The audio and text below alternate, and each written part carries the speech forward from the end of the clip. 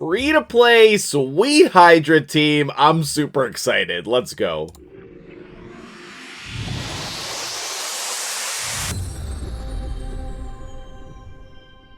What's up, guys? MtgJedi here. How you doing this morning? We got a couple amazing things to chat about today. I have Artak's Masteries that we're going to go over. We're going to talk about building your first Hydra team. I'm going to show you my awesome Hydra team that I've been rocking for the last couple weeks, and we're gonna go over some really important stuff to help progress your account. You can use these concepts if you're later on in the game as well to build your Hydra team or improve your Hydra team. And if you're just getting started on Hydra, this is going to be some really key information for you. Let's get it. Alright, so let's jump in and start with Artak's Masteries, okay? And Artak is really not geared well at all, as you can see here. So I'm not going to say that this is, a crazy build or anything. Like, this is about as easy early game free to play as you can possibly imagine. So let's switch over to my stream view here so we can easily see the Masteries that we're going to pick. Now, whenever you're doing Masteries for any type of champion for Hydra or the traditional Demon Lord clan boss, the number one path that you want to choose is straight down the left side like this. You want War Master or Giant Slayer on the majority of your champions for both of those bosses, okay? And, War Master is just great in general, right? And then on any champion who's going to be needing a lot of accuracy, the number one thing that you want to do is this set of Masteries here, this little squiggle, okay? Additionally, I love the Sniper Mastery for most of these champions to get an additional 5%. That will hopefully increase the duration of the debuffs for Artak when he's using his A1. And then we're also going to get Master Hexer to try to get some extra turns on that HP burn for him, okay? And another thing that's really helpful is Arcane Celerity here. We can boost his turn meter so that he cycles through his turns more quickly. Love it. All right. Now, the rest of the Masteries are kind of less important. I'm going to go with Cycle of Magic here just to optimize and get as many ticks as possible. And then these last couple Masteries, or this last one Mastery, it's not really important. I think I'm just going to go Exalt in Death. That way he can get a little bit more healing in there, but you could put more damage over here with maybe Grim Resolve. Like, that's not too particular, okay? And if you wanted to skip the support tree, you could come down and do defense in order to get a counterattack on either of these two things. For my team, the deterrence is not going to really be... I guess I don't know how that interacts with Inquisitor Shamail. I don't know if you get the counterattack and then Shamail cleanses it. So that actually might work. So if you wanted to do counterattack Masteries, you still could. But I think the support tree for him is going to be best. Do I have him booked? I actually do. I was saving books on the free-to-play account, and I didn't know who I was going to use them on. I was thinking about doing Trunda, but instead I used them all on Artak, so we do have all of his cooldowns booked. If you take a look at his gear here, it is really not great. The whole thing that we're working on is speed and accuracy with some HP, okay? Now, let me just take a look around the account and make sure there's not a better version to gear him, because this is just what I've been using for a while. So let me see if there's any updates I can make to his gear, and of course we can go back to the full screen view as well. The first thing I really wanted to check is I do want to test him in Cursed gear. It's still not updated. Why is it still not updated? Wasn't this... What are we doing? I just updated the game today, literally right before starting this video. Why is this not active? Okay, but anyway, once this is updated, we'll be placing Hex. Obviously, I don't have the gear to make that work. I don't think I have a single piece that has speed on it, and that's just not going to work for this build, okay? So that's not going to work for today. Okay, well, I think I found a better build. The next thing I wanted to check, and one of the huge things for Hydra, is going to be Relentless gear. And I don't have to lose too much speed, and I do have to lose 10,000 HP, but I do gain some defense, and this is not even with all of the gear fully leveled up. So I think that this is, I'm getting crit stats as well. I think this is definitely a huge boost. I'm going to need to sell a couple things to have enough silver to switch that over, but that shouldn't be a problem. So let's get that. Here's your friendly reminder to sell your flat stat gear up in here. Flat HP, attack, and defense on the gloves, chest, and boots. I'm keeping a little bit too many pieces here for some chaos ore, but, you know, it is what it is. It's fine. As long as we don't get crazy with it and keeping for chaos ore, I think it's totally legit. Now we'll go ahead and hit equip, and then I'm going to put a couple glyphs on here for accuracy, and we'll be good to go. While we're doing that, just take a look at this beauty of a piece on Artak. This is like the best shield on my entire account. It's ridiculously good. I'll be using this for a very long time. Super happy to finally put this on somebody. Actually, this chest plate is pretty ridiculous as well. Very fitting for this build, giving us the crit rate and the accuracy that we need. Obviously, we would prefer this to be HP percent and then an accuracy banner, but I don't have that, so we're going to use this sweet one, and I'm sure we'll use this in a lot of builds on the account as well. Alright, so we got all of him glyphed. Everything is as leveled as it's going to be. Here's our final total stats. We did get over 200 speed, which is great. Close to 100% crit rate, and more than enough accuracy for everything that we need to do in the game right now. So the next thing that we're going to talk about is why doing Hydra, okay? And I think that I saved my... Maybe I didn't... I don't know. I was trying to save my Hydra chest to collect here, but we do have some essence, and we are looking for an Artak soul. That would be really, really helpful. I don't think that there's anything in there that we really need right now.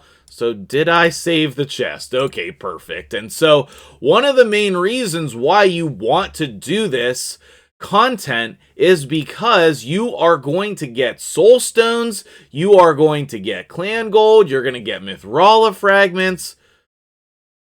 That is going to be an awesome piece for the account. Oh my goodness. We have flat HP. Oh, that's not a bad shield either. And we have attack percentage. Probably not going to use that. But all of this... And all of this, are these speed? Yes, speed boots with crit rate, HP. Oh, that could be good.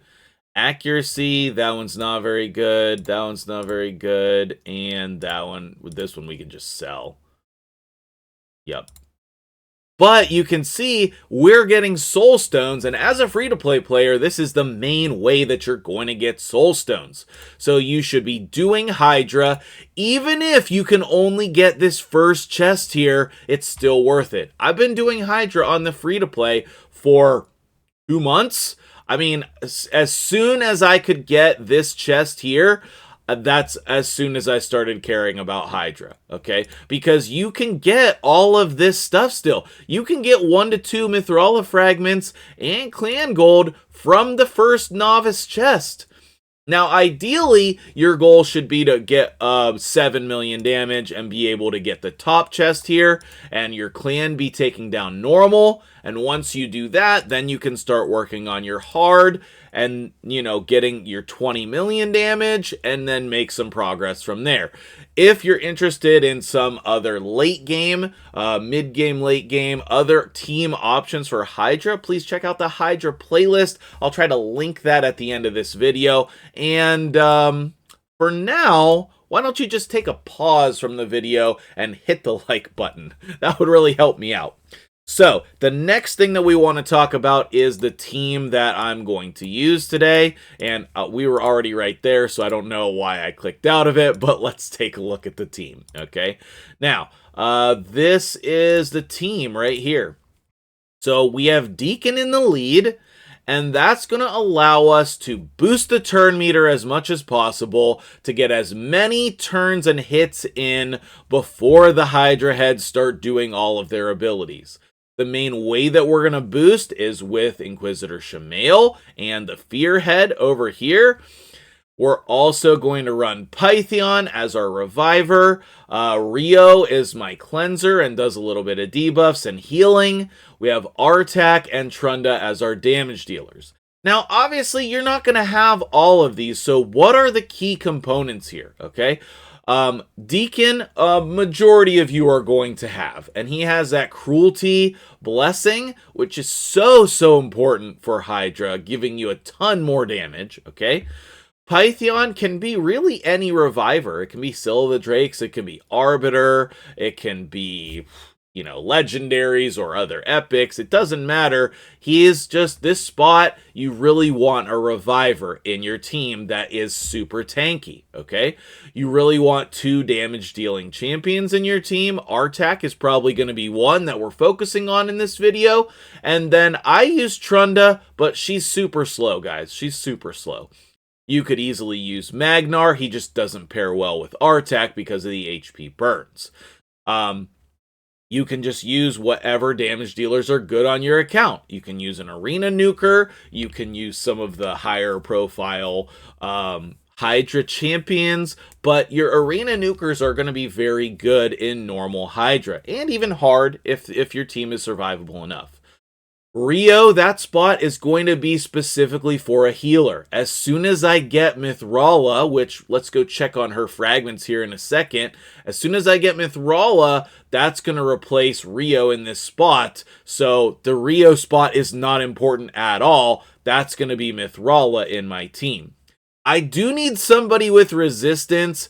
That's going to end up being Inquisitor Shamael eventually, and I do need to 6-star him to get the most out of this, but what you're going to see is we really don't need all of this. This is a really solid team, and it's going to 1-key this normal boss. And if you replicate this type of a strategy, you can easily 1-key your normal boss as well.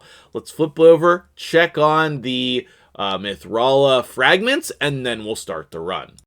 So as you can see, my couple months of doing this, just getting whatever chest I could get, I'm already up to 45 Mithrala fragments.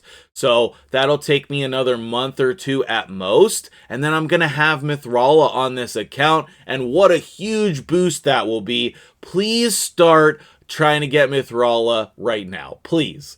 And I'm also working on Yakarl as well. Supreme Elhain is kind of a sad state that, you know, I got 65 fragments and then realized I couldn't finish the fusion. I guess I probably should have tried to get more fragments on her, but it is what it is. I didn't. So we're almost halfway on Mithrala, and we're out of silver again. But we're going to jump into that Hydra run to finish the video, and then I'll show you the builds. Now, there's only one thing that's important on these settings here with Artak, and that is you want to open on this ability. Actually, let's just set it to be 1. And the reason why we want to open here is because we want decreased attack. We really do. But we don't actually want to activate the HP burns because we're not going at a fast enough speed, and we don't have another HP burn champion that's AoE. We have single target with Rio. That doesn't really count. We want HP burn to be up as many turns as possible. We don't want to activate it because we don't have additional ways to place it.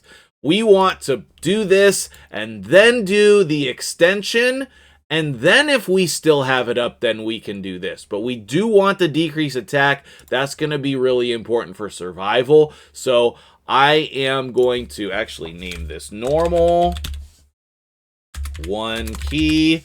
And hopefully I don't jinx the run here. But let's go ahead and do this on auto to start. And if it becomes a disaster, then I'll go back and manual it. But you can see here, we're not going to provoke anyone. I don't have that ability, right? So I also don't have resistance. I don't have block buffs. This team does not have all of the parts that we would traditionally want in a Hydra team. We're just trying to do as much damage as we can and then deal with the consequences of the heads. We have decrease attack up, and that's going to really help with survival. This does get a little sketchy with the head of Wrath over here, killing a lot of our champions. At least that's what happened last week. We're going to get block debuffs stolen, which is not great. You can see we're taking a lot of damage here, but because we have decrease attack up, then that's going to be really helpful.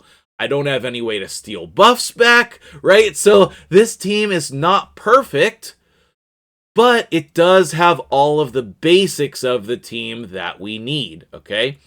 And so we're just going to wait until the poison cloud falls off. We're going to wait until the debuffs fall off, and we're going to make the best of the situation, okay? So you can see Rio really important here for healing, and if that was Mithrala, she'd be doing an even better job putting those shields on. It's possible we could remove Trunda and put in Mithrala, and then have Mithrala be the resistance tank in order to draw all of this nonsense away. But for now, what our goal is to kill some heads, get some damage on there, and then survive. Okay? Like, if you're not surviving until turn 30 or so, you want to add more survivability into your team. Because a lot of the damage in your Hydra team doesn't come from, like, straight damage dealers. And you can see there, Pythion is the sole survivor. So you want to make sure that your reviver is the tankiest person. We did not have decrease attack up, and so we took some big hits. And that's okay, because Pythion's pretty survivable. And then once we hit here, then we're going to be able to target this head, and we're going to be able to get a significant amount of damage on the stump. We're pretty close to having a couple of other heads killed as well. I know that it looked sketchy, but I knew that was going to happen, right? And Shamail is going to get these awesome counterattacks. Then we'll cleanse the debuffs off. If we were manualing it, we would save Rio's heal and cleanse for right after the big hit. Hard to do that on auto, but we do have that available, and, you know, they're going to prioritize that when possible. And we're almost have 3 heads down at the same time, and you can see we're over halfway to our damage potential. There's the head of Wrath down, and the head of Mischief is almost down as well. Over here, not so much, but that is quite all right. This is going extremely well, okay? Extremely well. We had one sketchy turn. Pythion's going to get eaten, so we're going to need to, like, be really careful of the situation. I can't believe this head still popped up before this one. That's crazy. Another great thing about Normal Hydra is you have a high percentage chance for the same heads to pop back up. Now, if we get not the Wrath head here, easy. But if we do get the Wrath head, we'll still be fine. You can see we're just targeting the stumps whenever they're there, because that's where the majority of your damage comes from. HP burn and targeting the stumps, and we're almost to our 1 key. Again, trying to survive until at least turn 30. Now, this team here has the ability to do way more than damage on 1 key, right? So that is a really nice part about this team composition that I've been working on, is that we easily hit the 1 key and then we keep going to help the clan. So what I'm going to do is go ahead and fast forward. Oh, we got the head of suffering there. What I'm going to do is I'm going to go ahead and fast forward to the damage screen. You can see the setup here, and that's the majority of the things that are important. Now that we don't have Wrath, we're very survivable. Unless Wrath pops up here, we can keep killing heads. I would expect us to get up over 10 million. That's what I got last week without Artak having Masteries. Now that he does have Masteries and he's in that sweet Relentless build, we're going to have the opportunity to really put some damage in here. I'm going to target here, but then hopefully we get some damage on the Head of Torment to keep boosting the turn meter. So let me fast forward ahead and then we'll go over the builds. Alright, so I think this is the end of the run here. This is usually what happens is Pythion gets debuffed while he's ready to be consumed and then either dies or doesn't, gets consumed there. So 14.48 million damage, easy one key. And you can see that Artak is the majority of the damage here. And then kind of Trunda, Rio, and Deacon all in that same kind of spot. If Trunda had any kind of speed on her whatsoever, she would probably be doing more. And that's something that I do need to look into. But right now she's got attack percentage boots on. She's pretty slow. I'm definitely going to lock this in as, my best key yet on normal.